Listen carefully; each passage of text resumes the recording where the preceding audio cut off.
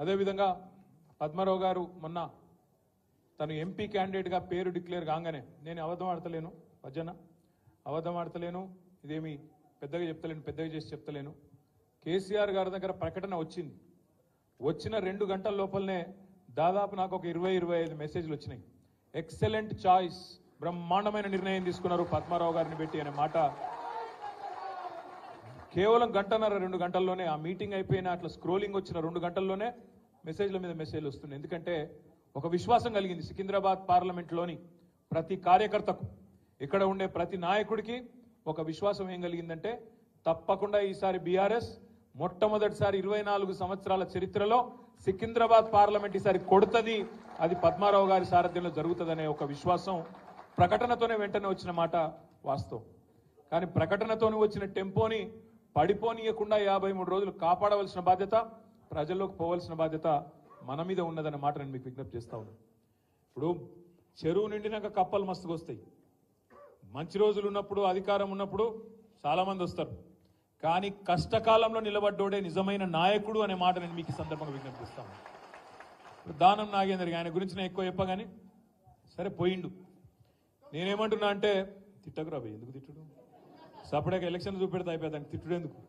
నేనేమంటున్నా ఒకటే మాట పెద్దలు చెప్తారు రాజకీయాల్లో హత్యలు ఉండయి ఆత్మహత్యలు ఉంటాయని చెప్తారు రాజకీయాల్లో ఖుద్కుషి ఉంటుంది తప్ప బస్ హత్యలు ఉండవు తప్పుడు పనులు చేస్తే తప్పుడు నిర్ణయాలు తీసుకుంటే ఖతమైపోతారు ఆటోమేటిక్గా ఇవాళ నాగేందర్ భాయ్ సాబ్ కూడా అదే రకమైన ఒక తప్పుడు నిర్ణయం తీసుకున్నాడు అధికారం కోసం ఆశపడ్డాడు ఇవాళ గెలిపించిన ప్రజలకు వెన్నుపోటు పొడిచి అందులోకి పోయిండు తప్పకుండా ఖైరతాబాద్ ప్రజలే బ్రహ్మాండమైన మెజారిటీని పద్మారావు గారికి ఇచ్చి ఆయన తీసుకున్న నిర్ణయం తప్పు అని తీర్పు ఇస్తారన్న విశ్వాసం సంపూర్ణంగా నాకుంది ఇవాళ ఖైరతాబాద్లో మన కార్పొరేటర్లు కవిత కానీ వెంకటేష్ భాయ్ కానీ ఇంకా మిగతా మిత్రులు కానీ అందరూ కూడా ఇవాళ బ్రహ్మాండంగా ఉన్నారు సరే ఒకరో ఇద్దరో అటు ఇటు కావచ్చు దానికి మనం టెన్షన్ పడవలసిన అవసరం లేదు ఆగం కావాల్సిన అవసరం లేదు ఇవాళ ప్రజల్లో ఒక విషయంలో స్పష్టత ఉన్నది నాగేందర్ గారు అవకాశవాద రాజకీయాల కోసం పోయిండు అనే ఒక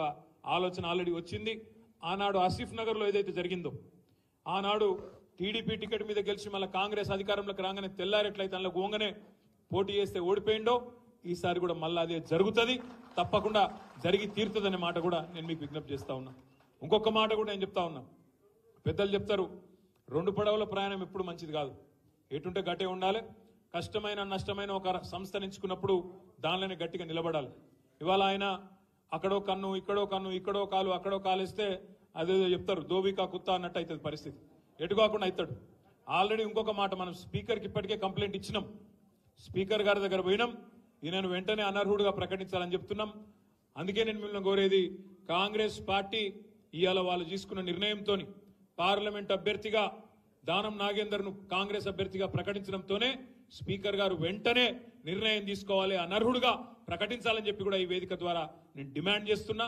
తప్పకుండా స్పీకర్ గారికి రాజకీయ ఒత్తిళ్లకు లోబడి ముఖ్యమంత్రి ఇంకొకలో చెప్తే ఆ ఒత్తిడి కనుక స్పీకర్ గారు లోనైతే వదిలిపెట్టము సుప్రీంకోర్టు దాకానన్నా పోతాం కానీ నాగేందర్ను అనర్హుడిని చేసేదాకా ఇడిచిపెట్టమనే మాట కూడా తప్పకుండా మీకు విజ్ఞప్తి చేస్తా ఉన్నాం అందుకే మా సోదరులు ఖైరతాబాద్లో ఉండే నాయకులు కార్యకర్తలకు ఉన్న విజ్ఞప్తి ఇక్కడ ఉప ఎన్నిక రాబోతా ఉన్నది 3-4 నెలలనే ఉప ఎన్నిక వస్తున్నది దానికి కూడా తయారు కావాలి తప్పకుండా ఈ ద్రోహం చేసిన నాయకులకు బుద్ధి చెప్పాలని చెప్పి కూడా నేను మీకు విజ్ఞప్తి చేస్తున్నా ఇంకొక మాట కూడా నేను మీకు విజ్ఞప్తి చేస్తా ఉన్నా ఈసారి నిజంగా చెప్పాలంటే సికింద్రాబాద్లో పోటీ మనకు కాంగ్రెస్ తో లేదు కాంగ్రెస్ అనేది లేనే లేదు 3వ స్థానమో ఇంకెవడన వస్తే 4వ స్థానం పోయినా ఆశ్చర్యం లేదు ఎందుకంటే ఇక్కడ కాంగ్రెస్ ను సీరియస్ గా చూస్తలేరు నాగేందర్ను అంతకంటే సీరియస్ గా ఎవరు తీసుకుంటలేరు మొన్న ఆయన తీసుకున్న నిర్ణయంతోనే ఆయన మొత్తం పాతాలని పడిపోయిండు ప్రజలు కూడా సీరియస్ గా తీసుకుంటలేరు ఎవరైనా పోయి ఓటు అడిగితే కూడా గీన కోటేస్తే మన కాడికి వచ్చింది పరిస్థితి కాబట్టి మన పోటీ ఉన్నదల్లా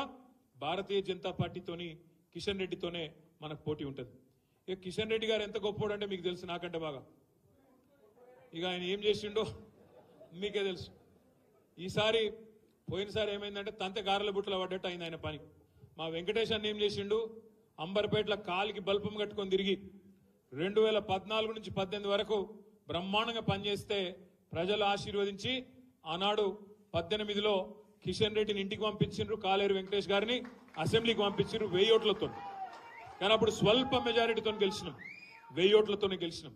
కానీ వెంకటేష్ అన్న 2018 నుంచి 23 దాకా బ్రహ్మాండంగా పనిచేసిండు, ప్రజల మనసు గెలుచుకున్నాడు. అర్థమైంది కిషన్ రెడ్డి బైసాబ్. ఎందుకంటే ఇక ఈసారి అంబర్పేటలో మన పప్పులు ఉడకాయి, అనవసరంగా పోటీ చేసి ఇజ్జత్ ఖరాబ్ చేసుకుంటూ ఎందుకు అనుకున్నాడో ఏమో, తప్పించుకొని పారిపోయిండు, వేరేటోళ్ళు నిలబెట్టిండు. లాస్ట్ టైం ఏమైంది, 18లో అసెంబ్లీ కోడిపోయిండు కదా, అయ్యో పాపం అని చెప్పి పార్లమెంటులో ఓట్లు వేసిర్రు. ఆ సానుభూతిలో తాతగారుల బుట్లో పడ్డట్టు పోయి ఆయన పార్లమెంట్లో పడ్డాడు. కిస్మత్ బాగుంది, కేంద్ర మంత్రి కూడా అయ్యిండు. ఈసారి సానుభూతి లేదు, మనం లేదు. ఎందుకంటే ఓడిపోలేదు, నిలబడలేదు, ఓడిపోలేదు. రెండోది 5 ఏళ్ళు పార్లమెంట్లో కేంద్ర మంత్రిగా ఏం చేసిండయ్యా కిషన్ రెడ్డి గారు అని ఎవరినైనా అడిగితే ఆయన చేసిన గొప్ప పనులు 3 పనులు. ఒకటి, కరోనా వచ్చింది, అవి చూసినా, కరోనా వస్తే వేరే వేరే నాయకులేమో అన్నదానాలు చేసిండ్రు, హాస్పిటల్ల డొనేషన్లు ఇచ్చిండ్రు, అంబులెన్స్లు ఇచ్చిండ్రు, చాలా వేరే వేరే పనులు చేసిండ్రు. మన కిషన్ అన్న మాత్రం కేంద్ర మంత్రిగా అందరికీ కుర్కురే ప్యాకెట్లు వంచిండు. అందుకే ఆయన చాలా మంది కిషన్ రెడ్డి అంటలేరు, కుర్కురే రెడ్డి అంటారు, కుర్కురే రెడ్డి గారు అంటారు ఆయన. మొన్న కేసీఆర్ గారు ప్రపంచంలోనే అతిపెద్దదైన ముఖ్యమంత్రిగా ఉండే అన్నాడు కేసీఆర్ గారు. అతి పెద్దదైన లిఫ్ట్ ఇరిగేషన్ ప్రాజెక్టు ప్రపంచంలోనే కాళేశ్వరం ప్రాజెక్టు కేసీఆర్ గారు ప్రారంభోత్సవం చేసిండు. కిషన్ అన్నకు కూడా ఆలోచన వచ్చింది, మరి కేసీఆర్ గారు లిఫ్ట్ ఇరిగేషన్ చాలు చేసిండు కదా, నేను కూడా చేయాలి ఏదన్నా అని చెప్పి సీతాఫల్ మండి రైల్వే స్టేషన్ మేనేజర్ ఫోన్ చేసిండట. అరే ఏం చేయాలి రా భయ్ అంటే ఆయన చెప్పినట్టు, సార్ ఇక్కడ 2 లిఫ్టులు చాలు చేస్తే అందుకున్నాయి, నువ్వు వచ్చి జర రైల్వే స్టేషన్లలో లిఫ్టులు చాలు చేయంటే ఆ 2 లిఫ్టులు చాలు చేసిండు వచ్చి, గంత గొప్పోడు. మొన్న ఆఖరికి మా నాంపల్లి కాన్స్టిట్యున్సీలా గుడిమల్కాపూర్లా సింటెక్స్ ట్యాంకులు ఓపెన్ చేస్తాడు కేంద్ర మంత్రి. ఇప్పుడే మా చిచ్చయ్య చెప్పిండు, మారేడుపల్లిలో కిషన్ రెడ్డి గారు చేసిన అతి గొప్ప పని ఏంటంటే మారేడుపల్లి ఎంఆర్ఓ ఆఫీసులో రేకుల షెడ్ ఇచ్చిండు. అంత తప్ప ఈ 5 ఏళ్ళు హైదరాబాద్లో మూసీకి వరదలు వచ్చినా రూపాయి దేలే, పైసా సాయం చేయలే. కనీసం సొంత నియోజకవర్గం అంబర్పేటలో ఎక్కడనైతే 15 ఏళ్ళు ఎమ్మెల్యేగా ఉండేనో వాళ్ళ కేంద్ర ప్రభుత్వ ఆధీనంలో ఉండే ఒక ఫ్లైఓవర్ కట్టించాయ మగాయన అంటే మొగడా అంటే అది కూడా శాతగాలి. ఇప్పటి వరకు ఇంకా ఫ్లైఓవర్ కుంటి నడక అట్లే నడుస్తున్నది, ఇప్పుడు కూడా పూర్తి అయ్యేటట్లేదు. ఇంకో సంవత్సరం పడుతుందో మళ్ళీ 18 టర్మ్ అయిపోయే వరకు అట్లే ఉంటుందో నాకు కూడా అనుమానమే ఉన్నది. పక్కకు ఉప్పలు, ఆ ఫ్లైఓవర్, ఈ 2 ఫ్లైఓవర్లు మొత్తం హైదరాబాద్లో 2 ఫ్లైఓవర్లు ఇచ్చినాం కేంద్ర ప్రభుత్వానికి, అది కూడా గుంజుకున్నారు వాళ్ళు, మేము ఇయ్యలే. ఆనాడు మనం ప్రభుత్వంలో ఉన్నప్పుడు మనం చెప్పినాం, అరే మేము మంచిగా కడతామా, జల్దీ కడతాం, మాకు అప్పజెప్పురి మీకు ఎందుకు ఇవి అంటే, లేదు లేదు లేదు ఇది NH నేషనల్ హైవే, కేంద్ర ప్రభుత్వ రోడ్లు ఇవి, మేమే కడతామని తీసుకొని బల్మిట్కి గుంజుకున్నారు. మొత్తం వాళ్ళకంటే ఎక్కువ పైసలు మనమే పెట్టిన వల్ల, కానీ గుంజుకున్నారు, తీసుకున్నారు. 2 ఫ్లైఓవర్లు ఇప్పటికి కూడా పూర్తి కాలే. అదే కేసీఆర్ గారి ప్రభుత్వంలో హైదరాబాద్లో 36-37 ఫ్లైఓవర్లు పూర్తి చేసినాం. నిన్నగాక మొన్న రేవంత్ రెడ్డి పోయి బైరామల్ కూడా అలా చాలు చేసిన ఫ్లైఓవర్ కూడా మనం కట్టించిన ఫ్లైఓవర్ అనే మాట నేను మీకు విజ్ఞప్తి చేస్తా ఉన్నా. అందుకే మీరు ఎవరన్నా అడిగితే కిషన్ రెడ్డికి ఎందుకు ఓటేయద్దు అంటే ఒకటి అంబర్పేట ఫ్లైఓవర్ చూసి రమ్మని చెప్పుండ్రు. అంబర్పేట ఫ్లైఓవర్ ఎట్లున్నది, అదే హైదరాబాద్లోని మిగతా 36 ఫ్లైఓవర్లు కేసీఆర్ కట్టిన ఎట్లున్నాయో అదొక్కటి చూస్తే మీరు చాలు. మన షేక్పేట ఫ్లైఓవర్ కావచ్చు, ఇంకోటి కావచ్చు, బాల్నగర్ కావచ్చు, మొత్తం సికింద్రాబాద్ పార్లమెంట్లో కూడా మనం చేసిన పని ఎక్కడ పోయినా మనకు ఇలా కనబడుతుంది. నేను మిమ్మల్ని అందరినీ ప్రార్థించేది ఒకటే, ఆలోచించమని కోరేది ఒకటే. మన మీద చాలా ఆరోపణలు పెట్టిరు అసెంబ్లీ ఎలక్షన్ల ముందు, చాలా బదనాం చేసే ప్రయత్నం చేసిండ్రు. ఏమన్నారు అన్నాడు, బీఆర్ఎస్ బీజేపీ వేరు కాదు, వీళ్ళిద్దరు ఒకటే, వీళ్ళు బీజేపీ వాళ్ళకు బీ టీం అని చెప్పి మైనారిటీ సోదరుల మనసుల్లో విషం నింపే ప్రయత్నం చేసిండ్రు. కేసీఆర్ మోడీ ఒకటే అని చెప్పి చిల్లర మాటలు మాట్లాడింది.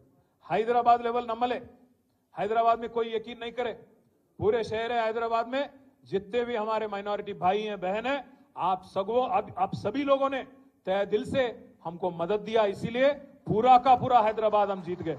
हैदराबाद जो गढ़ है, तेलंगाना का जो दिल है और जो धड़कन है, उसमें आज शानदार तरीके से हम लोग शानदार जीत हासिल कर पाए।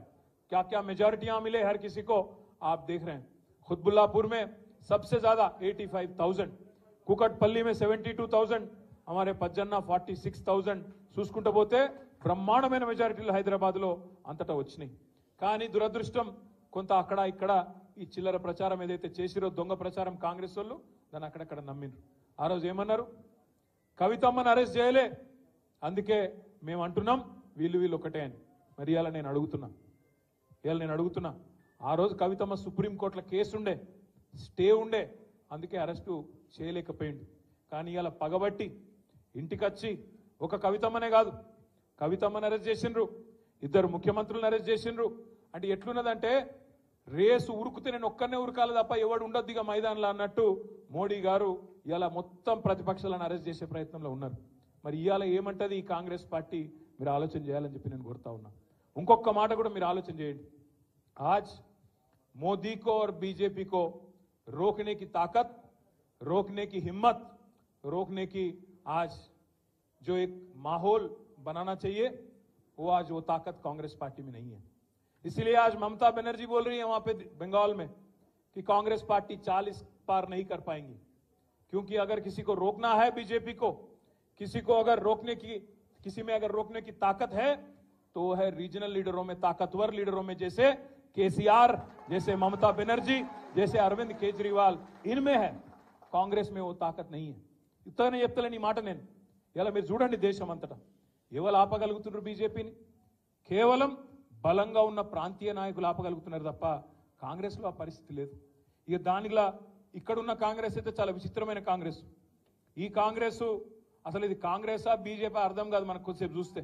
आप एक मिनट सोचो, आप एक मिनट सोचो, ऊपर राहुल गांधी है दिल्ली में, उन्होंने क्या बोलते? चौकीदार चोर है बोलते, चौकीदार चोर है अंटाడు. మరి ఇక్కడున్న రేవంత్ రెడ్డి ఏమో नहीं चौकीदार नहीं है इनो, चोर नहीं है इनो, हमारे बड़े भाई है. चौकीदार चोर है ఆయన అంటాడు, ఈయననేమో బడే భాई है हमारे అని ఈయన అంటాడు. ఇంకొక మాట మీరు ఆలోచించండి.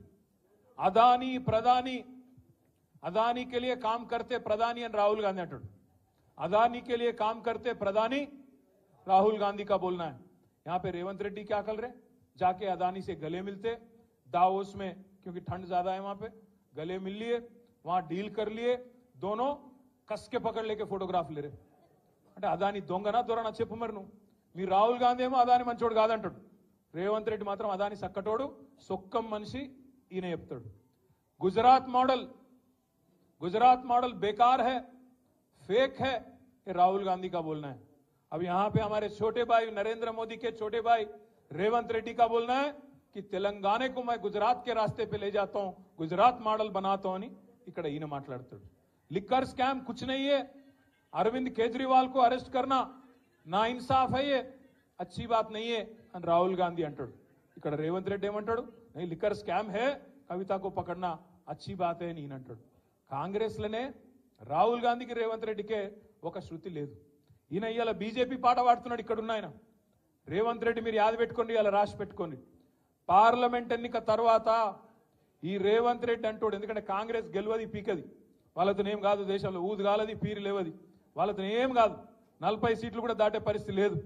40 సీట్లు దాటకపోతే వెంటనే జంప్ అయ్యే మొట్టమొదటి క్యాండిడేట్ ఈ దేశంలో ఎవడన్నా ఉన్నాడా అంటే ఈ రేవంత్ రెడ్డి. మళ్ళీ మొత్తం ముఠా కట్టుకొని ఈ నాగేందర్ను బిగేందర్ నా అందరిని తీసుకొని బీజేపీలకు జంప్ అయ్యే మొదటి క్యాండిడేటు ఇదే రేవంత్ రెడ్డి. మీరు రాసి పెట్టుకోండి. నేను ఇప్పటికీ ఒకసారి కాదు 10 సార్లు అన్నా ఈ మాట, ఒక్కసారి అనలే ఈ మాట, 10 సార్లు అన్నా.